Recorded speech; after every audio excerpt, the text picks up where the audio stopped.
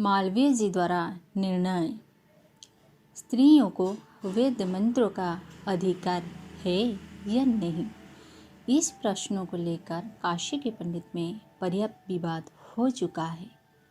हिंदू विश्वविद्यालय काशी में कुमारी कल्याणी नामक छात्रा वेद कक्षा में प्रविष्ट होना चाहती थी, पर प्रचलित मान्यता के आधार पर विश्वविद्यालय ने उसे दाखिल करने से इनकार कर दिया। अधिकारियों का कथन था कि शास्त्रों में स्त्रियों को वेद मंत्र का अधिकार नहीं दिया गया है। इस विषय को लेकर पत्र पत्रिकाओं में बहुत दिन विवाद चला। वेदाधिकार के समर्थन में सार्वदेशिक पत्र ने कई लेख छापे और विरोधी में काशी के सिद्धांत पत्र में कई लेख प्रकाशित हुए। आर्य समाज की ओर से एक डेपुटेशन हिंदू विश्वविद्यालय के अधिकारियों से मिला। देश भर में इस प्रश्न को लेकर काफ़ी चर्चा हुई। अंत में विश्वविद्यालय ने महामना मदन मोहन मालवीय की उपाध्यक्षा में इस प्रश्न पर विचार करने के लिए एक कमेटी नियुक्त की, जिसमें अनेक धार्मिक विद्वान सम्मिलित किए गए। कमेटी ने इस संबंध में शास्त्रों का गंभीर विवेचन करते यह निष्कर्ष निकाला है कि स्त्रियों को भी पुरुष की भांति वेदाधिकार है। इस निर्णय की घोषणा 22 अगस्त 1946 को सनातन धर्म के प्राण समझे जाने वाले महामना मालवीय जी ने की। तदनुसार कुमारी कल्याणी देवी को हिंदू विश्वविद्यालय की वेद कक्षा में दाखिल कर दिया गया और शास्त्रीय आधार पर निर्णय किया कि विश्वविद्यालय में स्त्रियों के वेद अध्ययन पर कोई प्रतिबंध न रहेगा। स्त्रियां भी पुरुष की भांति वेद पढ़ सकती।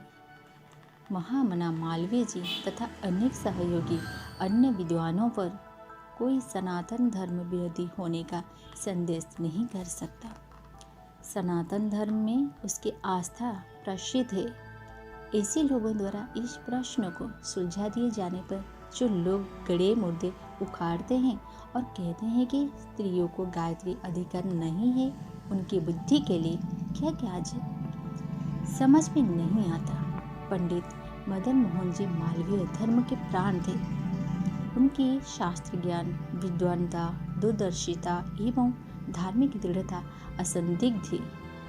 इसी महापंडित ने अन्य अनेकों प्रामाणिक विद्वानों के परामर्श ने स्वीकार भी किए थे। उस निर्णय पर भी जो लोग संदेह करते हैं, उसकी हठधर्मी को दूर करना स्वयं ब्रह्मा जी के लिए भी कठिन है। खेद है कि ऐसे लोग समय की गति को भी नहीं देखते। हिंदू समाज की गिरती हुई संख्या और शक्ति पर भी जो ध्यान नहीं देते, केवल 10-20 कल्पित या मिलावटी श्लोक को लेकर देश तथा समाज का अहित करने पर उतारू हो जाते। प्राचीन काल के अनेक विदुषी स्त्रियों के नाम अभी तक संसार में प्रसिद्ध हैं। वेदों में ऋषियों स्त्री ऋषियों का उल्लेख मंत्र रचयिता के रूप में भी लिखा मिलता है, पर ऐसे लोग उधर दृष्टिपात न करके मध्यकाल में ऋषियों के नाम पर स्वार्थी लोगों द्वारा लिखी पुस्तकों के आधार पर समाज सुधारने के पुनीत कार्य में व्यर्थ ही टांग उड़ाया करते हैं। ऐसे व्यक्तियों की उपेक्षा करके वर्तमान युग के ऋषि मालवीय जी ने सम्मति का अनुसरण करना ही समाज सेवकों का कर्तव्य है। स्त्रियां अनधिकारिणी नहीं है। पिछले पृष्ठों पर शास्त्रों के आधार पर जो प्रमाण उपस्थित किए गए हैं, पाठक उनमें से हर एक पर विचार करें। हर विचारवान को यह सहज भी प्रतीत हो जाएगा कि वेद शास्त्रों में ऐसा कोई प्रतिबंध नहीं है जो धार्मिक कार्य के लिए, सद्ज्ञान उपार्जन के लिए, वेद शास्त्रों को श्रवण मनन करने के लिए रोकता है। हिंदू धर्म वैज्ञानिक धर्म है, विश्व धर्म है। इसमें ऐसी विचारधारा के लिए कोई स्थान नहीं जो स्त्रियों को धर्म, ईश्वर, वेद, विद्या आदि के उत्तम मार्ग से रोककर उन्हें अवनत अवस्था में पड़े रहने के लिए विवश करे। प्राणी मात्र पर अंततः दया एवं करुणा रखने वाले ऋषि मुनि ऐसे निष्ठुर नहीं हो सकते जो ऐश्वर्य ज्ञान वेद से स्त्रियों को वंचित रखकर उन्हें आत्म कल्याण के मार्ग पर चलने से रोके।